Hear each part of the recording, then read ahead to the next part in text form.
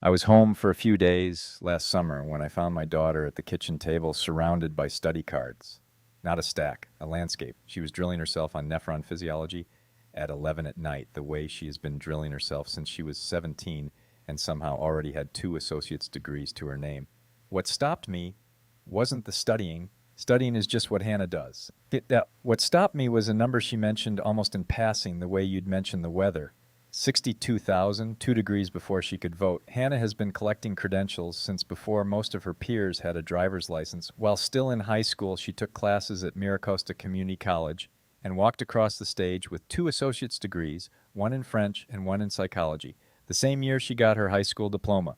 She went on to Cal State University San Marcos for a bachelor's in psychology, loading up on pre-med coursework along the way. Then came the part of the story every pre-med family knows too well. The U.S. Medical School application gauntlet, a process that can run a year and a half to 2 years from application to a seat in a lecture hall, most of it spent waiting.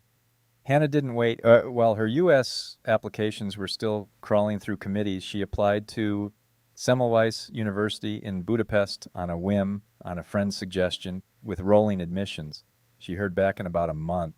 By the time most of her original applicant pool was scheduling interviews, she had already finished her first year of medical school in Hungary.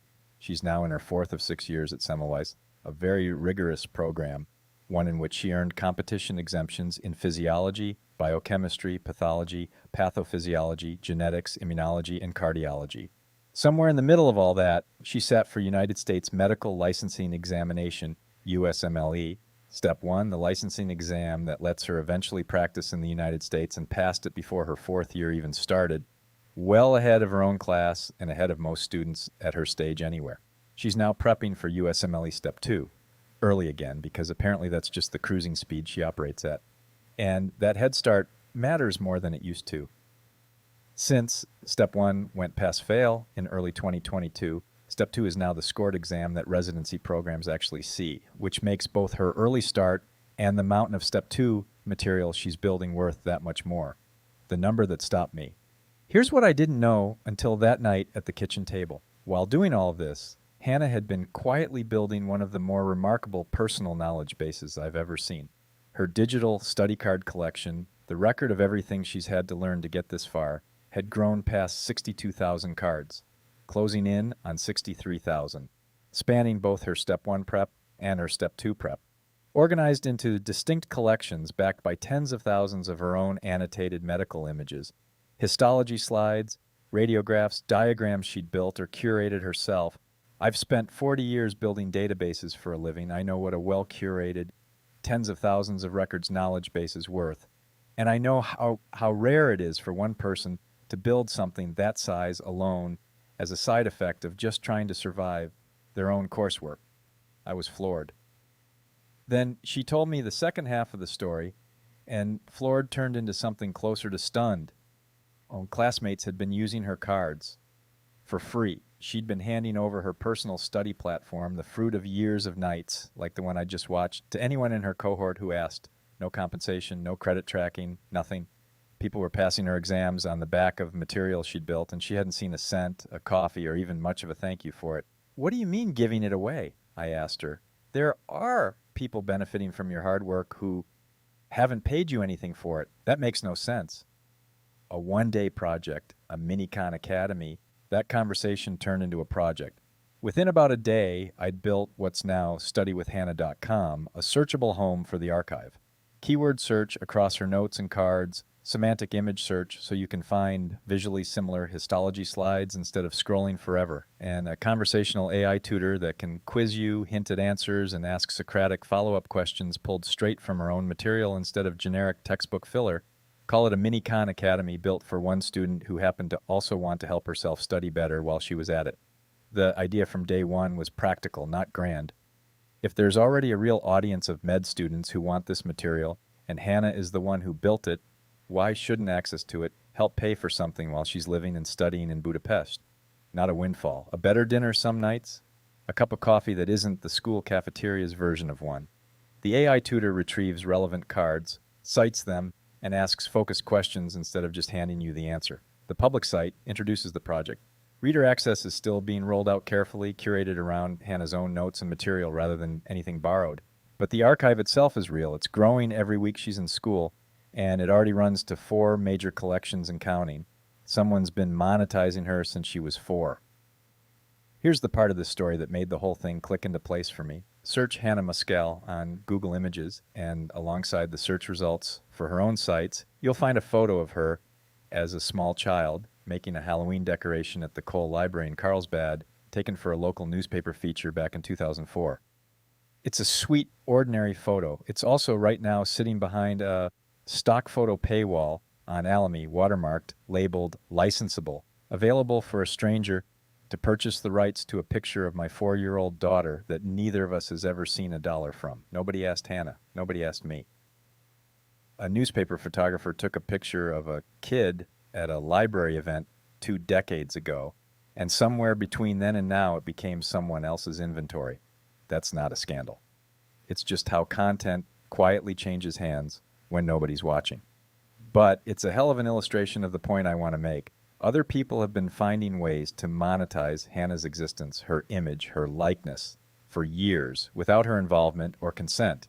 So why exactly should it be strange or greedy or unprofessional for her to be the one who benefits from something she actually built on purpose out of her own effort for once? And this is bigger than one stock photo. We're living through a moment where everything a person produces, every photo, every post, every carefully written note, tends to end up as somebody's inventory or somebody's training data, usually without the producer ever seeing the transaction.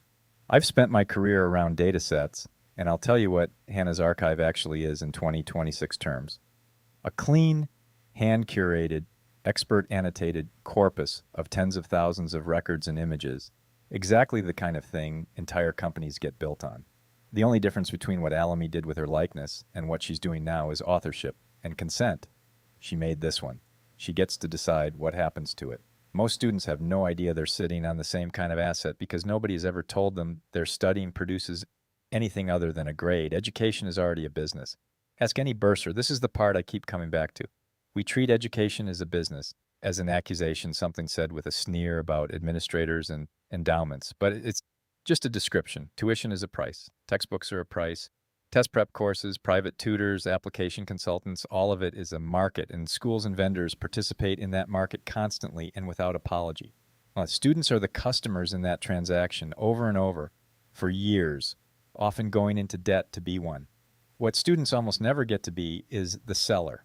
All that studying, all that synthesis, all those hours spent turning a professor's rambling lecture into something clean and memorizable, that's real intellectual labor, and it disappears into the ether the moment the final exam is over, or it gets handed out for free to whoever asks nicely. I don't think that's some kind of moral high ground. I think it's a market inefficiency nobody's bothered to fix, because nobody stopped to notice that a 26-year-old with 62,000 study cards is sitting on an asset. StudyWithAHannah.com is not a grand theory of educational reform. It's one daughter, one data set, one day of building software, and one modest question. If schools can monetize the process of educating students, why can't students find their own entrepreneurial angle on their own educational journey? This is just a first stab at that question. I suspect it won't be the last one I take. She's in better company than she knows. Here's the thing. Medicine of all fields has already run this experiment more than once. First Aid for the USMLE, the book every med student on the planet treats as the Bible of Step 1 prep, began in the early 1990s as a student-to-student guide, written by medical students who got tired of bad review materials and turned their own notes into something better. It's been an annual franchise for over 3 decades. Sketchy, the visual mnemonic platform half of Hannah's generation studies from, was started by medical students drawing their own memory aids. It eventually took a $30 million investment. Even the flashcard world itself has ecosystems where students collectively decide what belongs on the front and back of every card, and some of those efforts have quietly grown from dorm room collaborations into commercial products. So the precedent isn't just there, it's the backbone of how med students actually study. The strange part isn't that a student's study materials could be worth something. The strange part is that Each new generation of students still doesn't think of themselves as the ones allowed to benefit from making them. I'll be honest about one nuance, because it's the first thing a learning scientist would raise. A big part of a study card's value goes to the person who writes it. The act of wrestling a lecture into a clean question and answer is itself the studying. That's true, and it doesn't undercut the idea. It explains the trade. When you use cards built by someone who already passed the exam you're facing, you're not buying her learning, you're buying her distillation, thousands of hours of deciding what matters, compressed into something you can drill at 11 at night. That's the same trade every first aid buyer has made since 1992. It's just that this time, the student who did the distilling is the one at the counter, a Gen X dad, a Gen Z daughter, and a few open questions. Hannah and I have been doing a running dialogue for a while now, a sort of Gen X meets Gen Z back and forth on the podcast, comparing notes on how different her path through school has looked from mine. We recorded a 2-part episode about her medical training overseas, including a segment where I showed her old childhood photos, the same kind of photo, incidentally, that a stranger now has on file at LME, and asked her, more or less, med school today? You can find that conversation here. Father-daughter face-off, part 2, medical training overseas. It's a good companion piece to this one if you want the fuller picture of how she got here, astrocytes and all. Visit, share, and ask your own question. I don't know if this idea scales past one very determined med student. That's fine. Most good ideas start narrow. What I do know is that Hannah spent years building something valuable, gave it away by default because nobody had suggested she do otherwise, and now has a small, honest way to let that work support her while she finishes the 6-year climb to becoming a doctor. If you know a student sitting on their own pile of hard-won notes, summaries, or study systems, ask them the same question I asked Hannah. Why exactly are you giving that away? Go take a look at studywithhannah.com. Request access if you're a student who could use 62,000 study cards written by someone who's already passed the exam you're studying for. And if this story is worth passing along, pass it along. That's the whole point of writing it down. I'm Dr. Stephen Muskal. This has been Study with Hannah. Subscribe. Come with me for what's next.